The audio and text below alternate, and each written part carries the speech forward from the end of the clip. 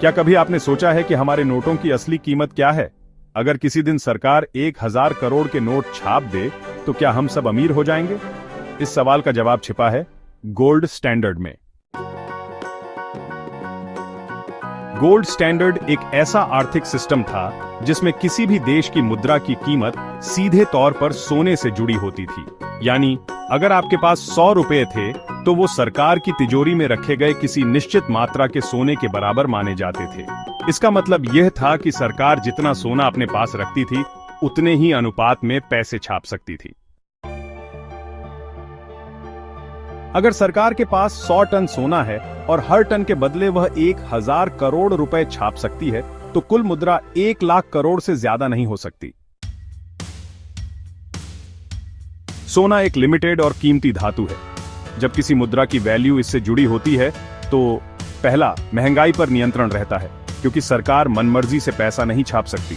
दूसरा, मुद्रा की अंतर्राष्ट्रीय विश्वसनीयता बढ़ती है क्योंकि विदेशी देश जानते हैं कि इस देश की मुद्रा की पीठ पर असली सोना है।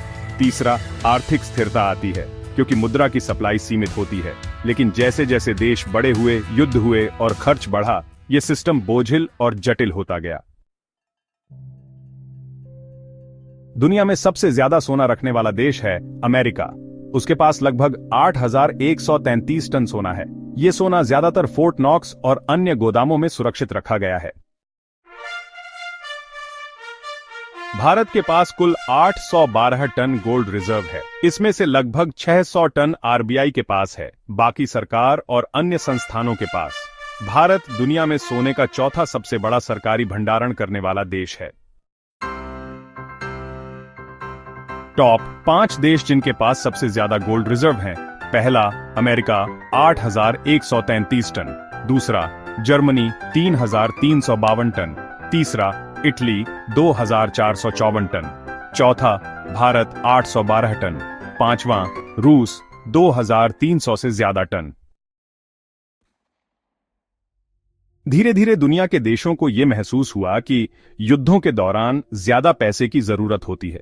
विकासशील देशों को लोन और निवेश चाहिए जो सीमित मुद्रा से संभव नहीं होता। अंतर्राष्ट्रीय व्यापार के लिए फ्लेक्सिबल सिस्टम चाहिए। इसलिए गोल्ड स्टैंडर्ड को धीरे धीरे हटाया गया। सबसे पहले ब्रिटेन ने 1931 में इस स्टैंडर्ड को छोड़ा। उसके बाद 1933 में अमेरिका ने भी सोने से जुड़ी मुद्रा प्रणाली से दूरी बना ली।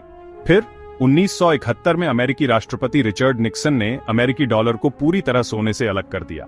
इसे कहा गया निक्सन शॉक और इसी के बाद दुनिया भर के देश फिएट करेंसी की ओर बढ़े। आज कोई भी देश गोल्ड स्टैंडर्ड को पूरी तरह लागू नहीं करता।